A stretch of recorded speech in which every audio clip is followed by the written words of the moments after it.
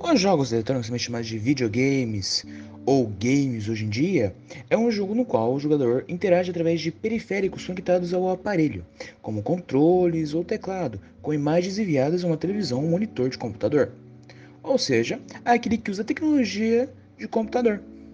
O termo 3 videogame ganhou uma forma aglutinada no Brasil como videogame, tanto que para se referir a videojogos, como para se referir aos consoles onde os jogos se processam. Os sistemas eletrônicos usados para jogar videogames são conhecidos como as plataformas. As mais conhecidas hoje são os computadores e os consoles de videogames, como os mais famosos, os PlayStations da Sony e o Xbox da Microsoft. Mas também há em outras plataformas, como os arcades e os celulares. O dispositivo de entrada usado para manipular os jogos é chamado de controle e varia de acordo com a plataforma. Por exemplo, o controle pode ser constituído por um direcional e um único botão. Outros podem ter dezenas de botões e mais de um direcional. Muitos jogos de computador podem também ser jogados com teclado ou uma combinação do teclado como o rato mouse, simultaneamente ou até mesmo controles específicos. Os videogames também podem ser usados de outras maneiras e de interagir para prover informação ao jogador. O uso de sons é usado em larga escala desde os primórdios. Outros tipos de respostas, como dispositivos de vibração e sensores de movimento, também são bastante usados nos videogames. O avanço da tecnologia tem trazido formas cada vez mais intensas na imersão nos jogos através desses periféricos, como reconhecimento de movimento e de voz, sugerindo assim jogos em realidade virtual, fruto do desenvolvimento da tecnologia. Isso já foi dito por estudos que ajuda o jogador, que é o que joga os jogos eletrônicos, tende a desenvolver uma certa facilidade para entender jogos como, por exemplo, Battlefield, da saga Battlefield da EA Games. Os jogadores tendem a prestar muita atenção em passos do inimigo ou em certas vibrações e sons do ambiente em volta. História. Por conta da falta de documentação, é difícil de se determinar qual teria sido o primeiro jogo eletrônico criado. Porém, a primeira menção ao que se assemelha a um videojogo datado de 1957, enquanto testam equipamentos para o desenvolvimento de televisores e monitores, criaram um dispositivo de entretenimento ligando um tubo de raios catódicos em um osciloscópio. Patenteado no ano seguinte pelos filhos de Thomas Goldsmith e Jr. e Steinman, inspirado na tecnologia de radares, consistia em um dispositivo analógico que permitia controlar um ponto vetorizado na tela, simulando mísseis acertando alvos que eram simplesmente pontos fixos na tela. Em 1999, Charlie Adama desenvolveu um programa de computador que produzia uma bolinha saltitante no computador WinWind. Existem poucas informações sobre esse projeto e nem sempre ele é listado como contribuinte para a história dos jogos. O jornal Times afirma que cientista da computação britânico Christopher Strachey apareceu no Laboratório Nacional de Física com um programa de computador que simulava o jogo de tabuleiro Damas para o computador Pilot Ace em 1950. Em 1952, o professor de Ciências da Computação Alexander Schofield Douglas criou o primeiro jogo gráfico para o computador da Universal de Cambridge, o simulador de jogo da velha. Na sequência, temos mais alguns exemplos prosaicos dos antepassados dos videogames atuais. Por exemplo, Bert the Brain, Nin, Oxo, Mouse in the Maze, Tennis for Two, Space War, e todos esses possuem telas diferentes. Em 1972 é lançado o primeiro console doméstico da história, o Odyssey, da empresa Magnavox.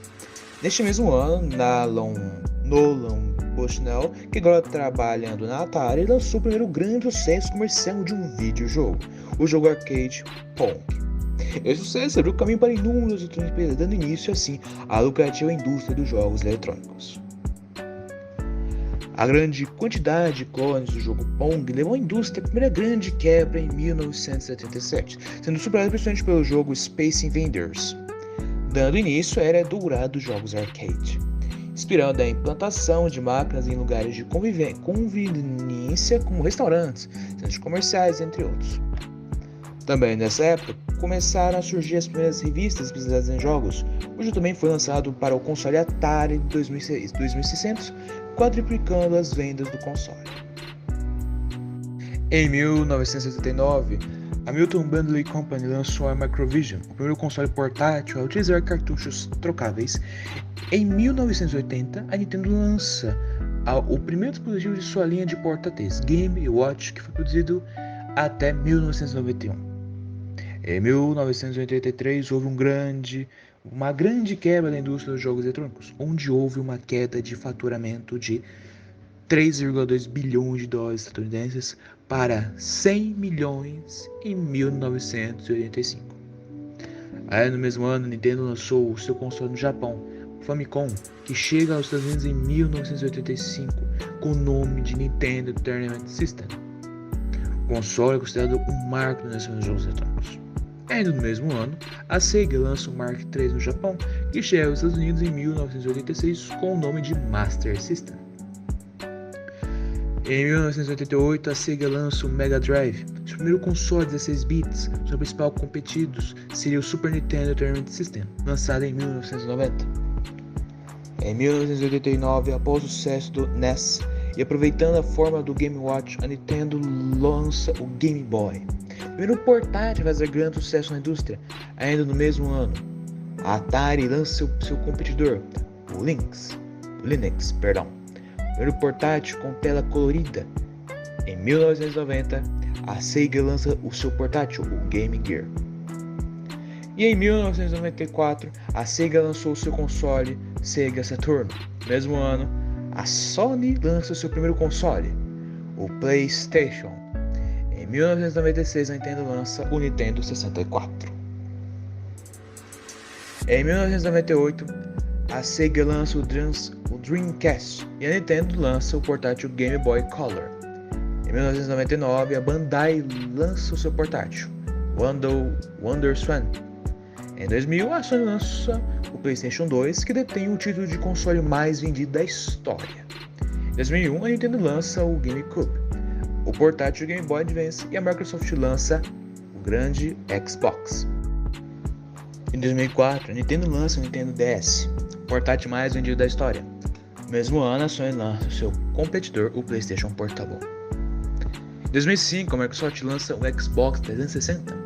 Em 2006, a Sony lança o PlayStation 3 e a Nintendo lança o Wii. Em 2011, a Nintendo lança o portátil Nintendo 3DS. No mesmo ano, a Sony lança o portátil PlayStation Vita. Em 2012, a Nintendo lança o Wii U. Em 2013, a Sony lança o PlayStation 4 e a Microsoft lança o Xbox One. Em 2017, a Nintendo faz um grande lançamento do console Nintendo Switch, que na época ficou muito famoso pela sua compatibilidade em diversas formas de jogos. Em 2020, a Microsoft lança o Xbox Series X e a Sony lança o PlayStation 5, que na época, ano passado, diziam que ia marcar a nova geração de jogos. Estamos ainda vendo o processo nos dias de hoje. Em uma visão geral, os jogos possuem suas plataformas. Eu havia dito a história e todos os lançamentos das grandes empresas em suas plataformas de jogos, já que para ter jogos precisa ter uma plataforma. Hoje em dia, as plataformas mais usadas são PlayStation, Xbox, Nintendo Switch e o computador, o PC Gamer mais conhecido. A Nintendo Switch, embora tenha sido um grande marco na época de sua venda, não teve tanto impacto para a grande maioria do mundo em geral. No Japão, nos países asiáticos, ela representa uma grande influência, mas para as Américas, os grandes plataformas, os grandes consoles que apresentam uma grande influência nas pessoas são o PlayStation e o Xbox.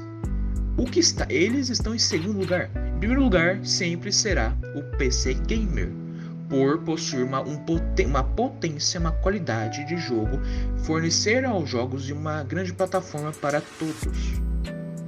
Hoje em dia, o PlayStation e o Xbox possuem uma grande rivalidade, não só pelas suas plataformas em qualidade. Por exemplo, o Xbox hoje apresenta uma qualidade muito maior em sua plataforma, uma qualidade muito maior que o PlayStation. Porém, o que mais chama a atenção, a importância em si não é a qualidade da plataforma, porque ambos possuem uma qualidade excelente, mas em si os jogos. O PlayStation sempre teve uma grande quantidade de jogos exclusivos. E o que seria um jogo exclusivo? Um jogo que pertence somente àquela plataforma ou empresa e não para outra. Por exemplo, o PlayStation possui um grande nome, que seria o God of War. O mais recente, lançado em 2018, que ganhou o jogo do ano, ele possui somente para a empresa em si. Recentemente foi lançado para os PCs, mas em si não está disponível para o Xbox. Não só em PCs e computadores, mas também há jogos nos celulares, que geralmente são conhecidos pelos gamers, sendo esses os jogadores dos jogos online, sendo jogos meio de uma baixa qualidade.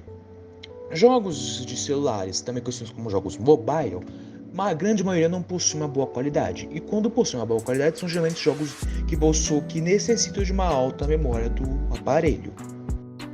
Agora iremos falar sobre os jogos. Os jogos ao longo dos anos vêm evoluindo cada vez mais, não só em suas histórias, mas em sua jogabilidade, gráficos e importância para os seus jogadores em si.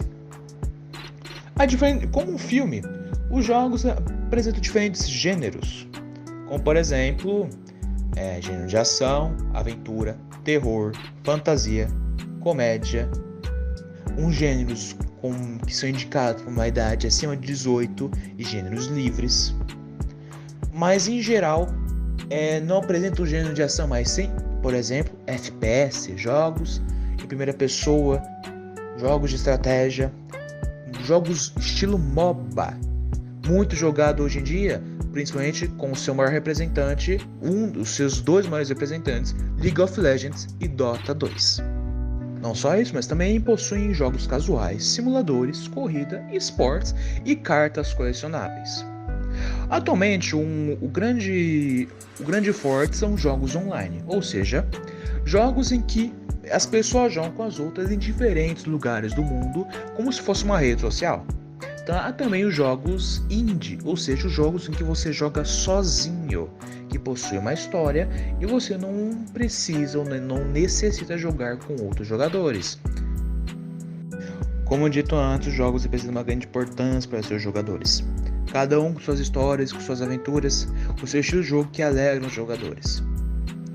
É claro que nos últimos anos, a mídia em alguns aspectos, vem criticando os jogos, culpando eles por serem os verdadeiros criminosos de certos atentados escolares, como por exemplo o massacre de Suzano e atentados que ocorrem com maior frequência nos Estados Unidos. Os jogos sempre são botados como culpados, embora estudos comprovam que os jogos não têm nada a ver. Com a grande relevância e popularidade de jogos, já que milhões e bilhões de pessoas hoje em dia jogam de todas as idades, é claro que veio surgir as suas conferências, os seus eventos. Para nós gamers, o mais importante ou mais impactante é a EA3, que é realizada anualmente na cidade de Los Angeles, no mês de junho, e é um evento destinado especialmente à indústria dos games. Há também a Gamescom, que é realizada anualmente em Colônia, na Alemanha, no mês de agosto, a Tokyo Game Show em Tóquio, a Paris Games Week na França, a China Joy em Xangai, na China, e no Brasil nós temos a Brasil Game Show, que acontece no mês de outubro em São Paulo. Há também empresas que realizam seus próprios eventos, como por exemplo a empresa Blizzard Entertainment, grande, que eu gosto muito, Fábio Augusto Borges, é uma empresa que eu amo muito. Infelizmente está passando por alguns certos probleminhas, mas é uma empresa que eu gosto muito, pois quando eu comecei nesse mundo de jogos, eu principalmente joguei os jogos dela, como por exemplo Overwatch, Hearthstone e Heroes of the Storm. E como dito, a Blizzard realiza sempre no mês de dezembro, anualmente. Recentemente, com a pandemia, ela realizou no mês de janeiro a BlizzCon, o evento em que ela mostra todos os anúncios de seus jogos e vende seus produtos em relação aos seus jogos, camisetas, pelúcias, canecas, diferentes produtos, até mesmo os combos médicos de seus jogos. Não só a Blizzard, mas como também, por exemplo, a Riot Games, a empresa do League of Legends, que atualmente está crescendo bastante com seus diferentes anúncios de diferentes jogos. Em todo final de mundial, vale se lembrar, os jogos também apresentam seus campeonatos. Os jogos online apresentam seus campeonatos e são montados todo ano. EA Sports, isso se chama EA Sports, campeonatos de jogos eletrônicos, onde o ganhador sempre há um grande prêmio. E como dito, a Riot Games, em todo o final de seus campeonatos, o Mundial, ela sempre faz anúncios sobre a próxima temporada, as próximas novidades de seus jogos. Charge é um gênero textual que combina linguagem verbal e linguagem não verbal. A palavra charge é de origem francesa e significa carga. Esse nome não foi escolhido por acaso, já que uma das principais características da charge é exagerar, seja sobre um fato, seja sobre uma pessoa, de modo a torná-los uma caricatura. A charge, que é um estilo de ilustração, tem como objetivo satirizar alguém, alguma situação ou acontecimento. Por isso, ela sempre está relacionada com um determinado contexto social, histórico, cultural ou político. No Brasil, as charges são comumente encontradas em revistas e jornais, sejam eles impressos ou virtuais. Eles não devem ser confundidos com o cartoon, cuja principal característica é brincar com situações corriqueiras da sociedade. A charge é muito mais do que um desenho, é uma expressão de arte carregada de criticidade, uma maneira divertida e pouco convencional que o artista encontra para expor suas opiniões sobre eventos de seu tempo. A história da charge teve início na Europa no princípio do século XIX, quando as pessoas que se opunham ao governo atreveram-se a criar uma nova forma de expressão para criticar a tirania e os desmandos de seus representantes. Essa nova forma aliou imagem e texto, além de, por meio de uma linguagem irreverente, conquistar a simpatia da população e fazer desse gênero um dos mais apreciados até os dias de hoje. No Brasil, temos grandes chargistas, inclusive muitos foram alvos de censura na época da ditadura militar, quando fazer crítica social por intermédio de qualquer expressão artística podia ser muito perigoso. A charge é muito mais do que um simples gênero textual. Ela é, sobretudo, um agente transformador da realidade, pois expõe por meio do bom humor grandes problemas sociais, sempre com a intenção de provocar a reflexão e o debate. No Brasil, os principais representantes do gênero são Enfield, Laerte Coutinho, Milor Fernandes, Angéle, Jaguar, Carlos Latuf, Ziraldo e entre outros, que defendem com competência e simpatia o humor político-social. Apesar de desconsiderarmos o mercado oriental e pular grandes referências, podemos concluir algo bem interessante. Todas as histórias em quadrinhos estão ligadas à política e à estratégia de venda. Seu foco é falar como essa indústria se constituiu e se sustenta até hoje, abordando questões de reprodutibilidade e como essa perpetua-se pela massa. Com isso, mostra-se que este mercado é o que tornou as histórias em quadrinhos no mundo o que são hoje em dia.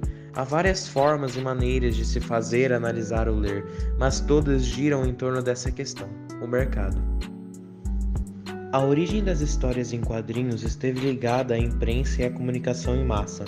O desenvolvimento da sociedade de consumo no final do século XIX acarretou novas tecnologias e meios de transporte e comunicação, resultando em uma produção industrial de larga escala que afetou os mercados nacionais e a publicidade.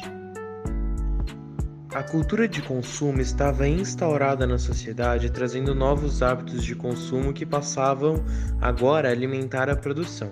O primeiro quadrinho moderno foi o The Harlot's Progress, produzido por William Hogarth, por 6 quadros que contavam uma história progressiva com começo, meio e fim. Para ele, os desenhos sem o texto teriam pouco significado, e a combinação dos dois forma uma linguagem própria relacionando uma história que fala tanto pelos olhos através das imagens, quanto na representação da narrativa através do texto. O importante nome dos quadrinhos no Brasil é Angelo Agostini. Suas obras, As Aventuras de Inhoquim ou Impressões de uma Viagem à Corte, são consideradas as primeiras histórias em quadrinhos do Brasil. O Mosquito também foi uma importante ferramenta de crítica social ao condenado racismo e políticas escravistas da época. As tendências abolicionistas e liberais de Agostini são observadas em diversas obras, além da sua importância com a inclusão social dos analfabetos que podiam ler e entender os quadrinhos apenas por suas imagens. Agostini também antecipou a tendência do uso de cabeçalhos criativos, usados por quadrinistas posteriores e estrangeiros. Os quadrinhos passaram a ser massificados por 2 motivos. Primeiro, a produção é barateada e um número maior de pessoas são alfabetizadas. Depois, Joseph Pulitzer, magnata da comunicação, comprou uma impressora com 4 cores e introduziu editoriais em forma de cartoons. Coisas que até 1880 eram confinadas às revistas de humor, criando um vínculo interessante entre quadrinhos e jornalismo. Assim foi lançado em 1895 o primeiro quadrinho de massa, The Yellow Kid, de Richard Felton. As primeiras tiras representavam a vida na cidade em um momento de profundas transformações sociais. O Menino Amarelo conseguiu atingir ambas as camadas da população por conta de suas estruturas padrões que facilitava a leitura, como requadros singulares e personagens fixos, sendo um fenômeno de venda de jornais. No Brasil, é lançada em 1905 a primeira revista colorida infantil, o Tico Tico da editora O Malho, que teve enorme sucesso logo na primeira tiragem, vendendo 21.000 exemplares. Mais tarde, a revista passou a incluir publicidade em suas páginas para atrair as crianças e aumentar os lucros da editora. Depois dos anos 50, com o ritmo acelerado da vida moderna americana, as tiras de humor se tornaram mais simples e rápidas, porém com um humor mais rebuscado, que é o caso de Dennis, ou Pimentinha, surgido em 1951. A tira ficou tão popular que foi expandida para seriados, jogos e desenhos animados. No Brasil, em 1959, começava a se desenvolver a turma de personagens mais importantes das histórias em quadrinhos do país. A Turma da Mônica, que teve sua primeira tirinha publicada por Maurício de Souza na Folha de São Paulo, inicialmente com Bidu. Com o passar dos anos, novos personagens apareceram e seu nível de popularidade ficou cada vez maior, aumentando suas distribuições nos jornais, até que finalmente as tirinhas se tornaram revistas em quadrinhos maiores e elaboradas. Já na Argentina, nasce em 1963 uma das personagens mais carismáticas das revistas em quadrinhos, Mafalda, aquela que sempre ferra com os alunos nas questões de linguagens do Enem ou nas provas do colégio. Tanto a Turma da Mônica quanto a Mafalda não ficaram apenas nas tiras e gibis, elas também se utilizaram de um forte merchandising em outros meios e produtos para promover a marca e se tornarem ainda mais populares.